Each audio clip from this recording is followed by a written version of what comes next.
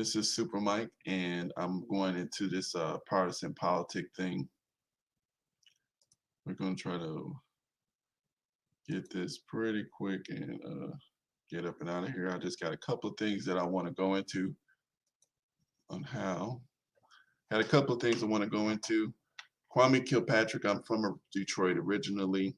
Kwame Kilpatrick is a good mayor, and his family is a good family in politics. Um, and I think that it's good that he's slated to get out of prison because he was in there far too long. He was railroaded, okay, based upon his danger to white supremacists in the political realm because he wasn't a sellout kind of guy. He made sure that the black people benefited uh, in his city from his work. He made sure black contractors got city contracts. He made sure black Detroiters got employed from those contractors. Okay. And he was just like the whole city of Detroit was undergoing economic sanctions based upon from the 1960s, the riots in the 1960s. They were trying to punish, that's how white supremacy does. They they restrict resources and then blame it on your leadership so that the people can revolt and turn against the leadership. But when the leadership makes sure that that doesn't happen, they have to just attack it. So, Kilpatrick, he made some mistakes, and so he let the white supremacists in, and they got a chance to grill his ass. But, you know,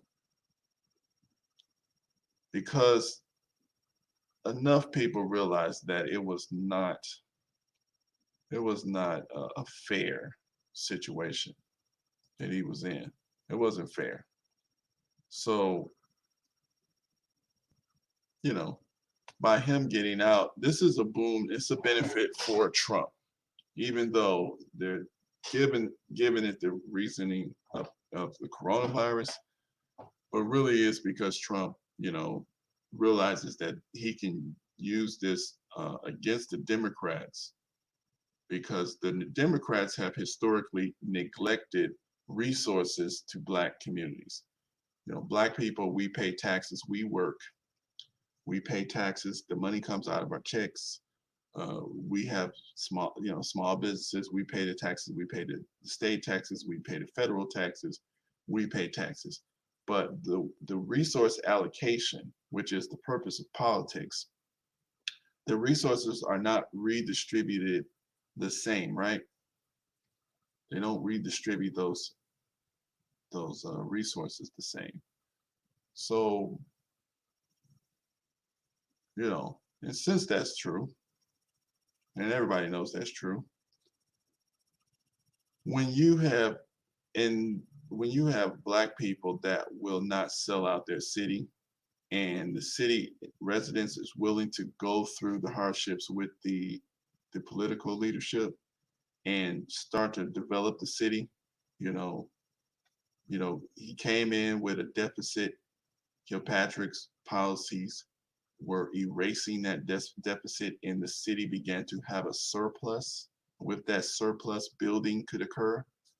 Um, you know, the prior to right now, well, if you go in Detroit now, and in the past couple of decades, you would see how there were big, vast lands of just grasslands, right? But those used to be abandoned houses and burnt down houses from the riots and stuff, right? And from just dilapidation. And so he tore those things down, which was very expensive. And so that's prime real estate for developers. And so the city was set up to he positioned the city for a resurgence. This is the man who did that. Kwame Kilpatrick positioned Detroit for a resurgence, an easy resurgence. And but they hated him. The media hated him, and he was being, attacked. And the people, they're not understanding. They were getting confused, and because they didn't understand what was going on. And there you go. You know, he got fried because he had an affair with his high school sweetheart. They set him up. He was dumb enough to lie on the stage. So, of course, that is perjury. You go into jail. So he deserves to be in jail because that's the law. But they piled on a bunch of other charges and related to his Kilpatrick Civic Fund, somehow saying that he used those funds to make personal expenses for himself, which was illegal. And this is the reasoning that they used to give him racketeering charges and wire fraud. And basically, they racked up enough charges, federal charges, where they got 28 years of jail. So he wasn't supposed to get out of jail until 2037, which will completely eliminate his threat to white supremacy in the political realm because they need Detroit. They want Detroit back. So let's look at this here. I want to give you some of this here because the reason, you know what? I don't like partisan politics. This man was a Democrat. He helped the Democrats. Uh, the Democrats knew that they railroaded this man. They could have put pressure on those folks. Not that long. He didn't need to go to jail for that long. I don't care what he did because it wasn't violent. There was no danger to society, you know, except to white society. They didn't want him to become mayor anymore or influence or teach anyone. They didn't want him to teach. They wanted to completely bury this man. And so, but let's look at this here. That's what we're going to be doing here. So this is just an interview he did on V103. This is in Atlanta. This is in 2011. And I'm not going to show the video at the same time, but we're just going to listen to the audio of it. And so let's, with Ryan Cameron. All right. So let me see. I'm going to do this here. And I want y'all to look at this here. Partisan politics. Ryan Cameron. So throwing L. Duncan featuring Crash D that we don't have, guests that just show up. We just say slated to appear until they actually show up. Just in case, because things happen. You know, be like, hey, man, what happened to, Tupac? Y'all said he was coming. Okay. Then we got, I'm just saying. It always starts off like that. So log on to v-13.com right now, and you'll see our guest in the studio. He has a book, Surrendered, The Rise, Fall, and Revelation of Kwame Kilpatrick. And he's in the studio with us right now. How you doing, man? I'm good, Ryan. How you doing, bro? I'm very good, man. Glad to have you in the building. Good. I start by saying, when you were elected, yes, even though I hadn't learned a lot about Detroit, did not know a lot about it, became an instant fan because I guess, and then you talk about it in the book about being called a hip hop mayor by Russell Simmons was like a gift and a curse. Yes, sir. How so? Well, we had a big get out to vote. First of all, thank you. Yeah, thanks for that. I appreciate it. We had a big get out to vote rally. I invited Eminem, Nas, Russell Simmons to come and get people 18 to 35 registered to vote. And this was a presidential election back in 2000. It was Al Gore and George Bush. I don't remember which one that was, what year. But we were getting people registered, and he got on stage. We registered 3,000 young people in about an hour. And he got on stage and he was, saying, "This is America's hip hop mayor." And he pointed at me and they went crazy and it was fun that day. The next day, the media in Detroit came out with the most negative stories about hip hop and how I should denounce the name. Lil Jon was famous then. So, all the songs they were playing on the regular news, they were playing Lil Jon songs and what's that, and putting my face over his songs. Wow. And it was an interesting thing how they malformed the concept of hip hop into this negative image of and stereotypes of all the things that are in the music, but the hip hop culture is so much more than just one song and just one genre. Right. And I think that one of the things that people around the nation were, I guess, happy about was because you didn't look like the normal face of politics. Yeah. I watched the debate this week and I was like, man, those dudes look alike. Yeah. Like they were both plastic together. Yeah. So what I'm saying is this man here was helping the Democrats get out the vote. He was their mayor. He was doing a good job in Detroit. He was helping the Democrats. He made the mistake. He lied under oath. He he had to leave office. Now, this in the city, like I said, the media hated him because, as you see, they want to get him to denounce. They want you to denounce, being hip hop mayor. Denounce it. That would create a separation between him and his people. He didn't do it. That's what they didn't like. You see, they need you to denounce your people. They need you to separate yourself as the leadership. They want the black leadership to separate themselves from their people. And this is why I don't like partisan politics, because even during that time, people, when he was useful, they liked him. But just like this particular comment says here from this girl, his only goal was to line his pockets. First of all, if that's your only goal, then he would have just sold out. Because people who say stuff like that, they don't know the dynamics of what's going on, but this is what they're thinking because the media spent a lot of money trying to demonize Kwame Kilpatrick. So now fast forward 3 months ago. So he was put in jail. He was convicted, 28 years in jail, perjury, and they got him on some racketeering charges. They said that he used some money for personal use that was in the that was in the Kilpatrick Civic Fund. They said that he, some other stuff that they convicted him on. Okay, but 28 years was way too long for those things. He's not a danger to society. He's not a criminal. But they want him in jail for that long because he's a threat to them politically. Okay, so this particular state representative plans to hand deliver clemency letter for Kwame Kilpatrick to President Trump. Obama did not, get him out because they knew that was way too long of a sentence to send somebody in jail for some financial crimes. If he stole some money, pay the money back. If he used it for personal use, make him pay it back. That's all. Okay, but they want you in jail for 28 years. So here it is, and then the clemency letter. Now, so they got him out of jail. For the most part, they pretty much got the brother out of jail.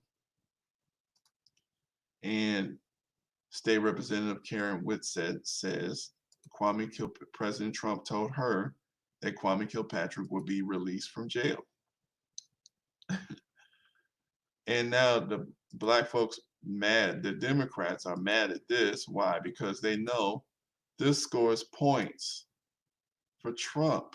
And that's the only reason why he would release Kwame Kilpatrick. But guess what? Who cares? The Democrats didn't do it. This is our problem here with partisan politics.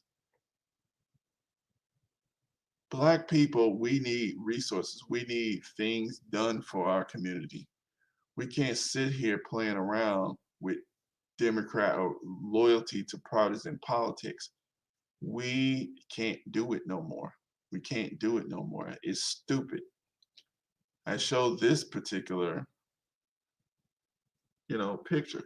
Now, this man is going to get this man out of jail. So State Representative Karen Whitsett said that Kwame Kilpatrick will be one of 3,000 prisoners soon released. That's going to score big points for Trump. Even though it's coronavirus releases, they should release Cosby out as well. But the black Democrats don't like it because they're all into politics. The Democrats don't like it because it's going to cut into the base of the Democrats. Now I'll show this picture here. Black folks, we don't need to be doing nothing for nobody no more. Look at this here. when they come at us, these people cuss us out because we don't vote or didn't vote for, you know, the Democrat. But look what the black folks do. This is in 2016. We decided some of us decided to sit out the vote, and Hillary lost, the black people. But at the same time, we still voted 88%. We still voted 88%. Who voted for Trump? White people, and white women did. Cuss them out. Latino people, 29% of them voted for Trump. Asian people, 29% voted for Trump. And more of them didn't even vote for either one. Okay, so they have no cause to cuss black people out at all. Okay, but they haven't given us anything. So why should we help them? The people who are cussing us out, these people here, and these people. These are the people who cuss us out. Because black people, we're deciding to not vote. We're not going to vote. We're just going to work on our problems ourselves, and we'll deliver. If we don't get it done this time, you're going to have to give us some reparations. And you're going to need to make it happen. You know, I heard Michael Imhotep talk about the laws and how it ain't going to work because all of the white senators and congresspersons who would disapprove of it and won't accept it. Look, man, they need to make it happen. Otherwise, they don't need our help. You see, and this is how we got to be. And I want to show you this last here. So look at it on this channel here. This is let's look at this. So this is a Rashad Richie show. And the brother's a good brother, you know. And the thing is, I believe that we need the both sides of our community, which is the people who are more engaged politically, but then we can't dismiss the people who are blue collar workers, people who are not all into the politics thing like that. So we need both sides of our community. See, clemency for Colin Kilpatrick, he was wrong, but 28 years is too excessive. Now he's not being clement, it's not clemency, but you know, Obama refused to pardon Kwame Kilpatrick, but the racists in the White House just did. And now he's gonna get credit for that. And see, this is what black folks don't understand. Some of these political hacks. It's too bad for y'all because you're neglecting the community. And all it takes is somebody to go ahead and give us a little bit of a little bit of attention, and there you go. We gone. There's nothing that they can ask black folks for, but besides giving us some money. There's no other reason. And this here, I'm gonna show y'all, and then I'm gonna be done with this. This is the Joe Biden fiasco. Let's listen to this here.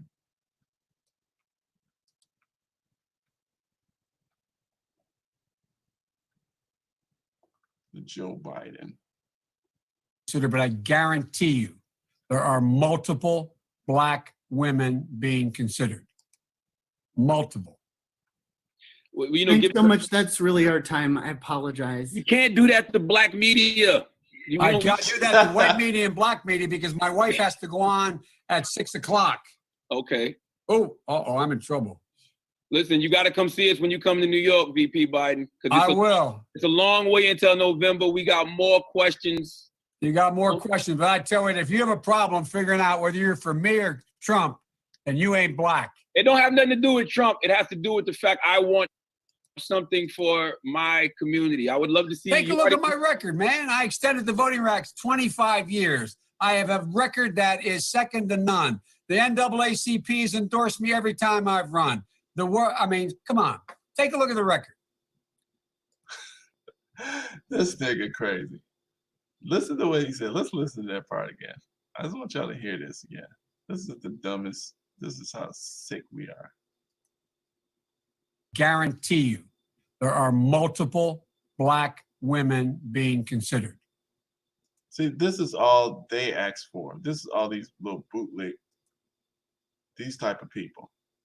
You better have a black woman for the vice president. This is all they want because they're too weak to demand something real. These people are too weak to demand something real. And the thing is, we don't need these Democrats.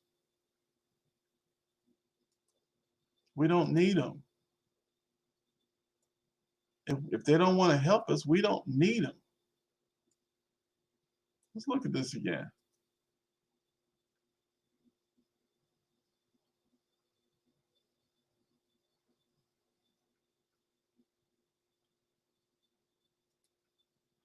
This is the dumbest thing in the world. I'm not going to even show it. Multiple. Well, you know, Thanks give so much. That's really our time. I apologize. You can't do that to the. You got Charlemagne sit up here whining and talk about you can't do that to black media. They disrespect us. I mean, look at this here. This is what I want us to see here. Look at how much work black folks do for this Democrat Party. Look how much work we do, 88%. This is when we sat out. We just showed them a little bit. This is 2016 exit polls. 80% of the black people that went there voted for the Hillary Clinton. But this man who's running for the presidency disrespects our community so much. His little man said, "Oh, my wife needs this computer, so I gotta go." Like, what is this?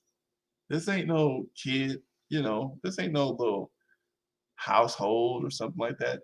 You're telling me that you set up an interview with a major international interview, and you have somebody telling you it's time to go, calling you out of there and blaming it on your wife. I mean, and we're supposed to go for that? Black media. I can't do that to white media and black media because my wife has to go on at 6 o'clock. Okay. Oh, I'm in trouble. Listen, you got to come see us when you come to New York, V. That was so V. fake. Biden. I will. It's a long way until November. We got more questions. You got more questions, but I tell you, if you have a problem figuring out whether you're for me or Trump, and you ain't black. It don't have nothing to do with Trump. It has to do with the fact I want something for my community. I would love to see. Take a look at my record, man. I extended the voting rights 25 years. Listen, Charlemagne said, "I want something for my community." And Biden said, "I gave you enough. Niggas, I gave y'all enough." That's basically what he's saying. Charlemagne said, "I want something for my community. We've given you enough."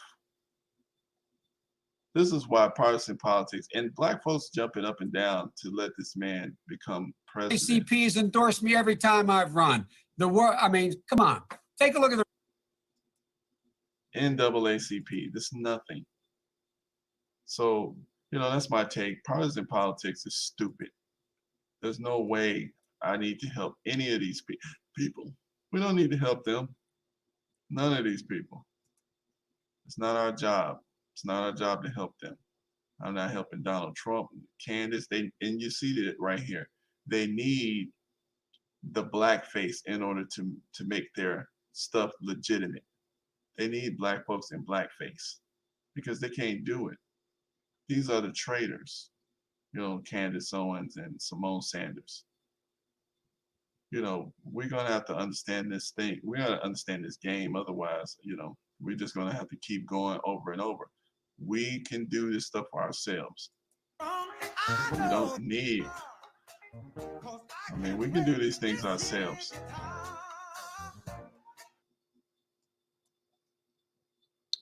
We can do stuff ourselves. We don't have to depend on white people to to feed us. Whoever's in that presidential seat, we're going to have to fight them no matter who they are. So that's all I got to say, y'all. Just just keep up with the channel. I'm gonna try to put some more stuff out there. Thanks for listening, and peace. All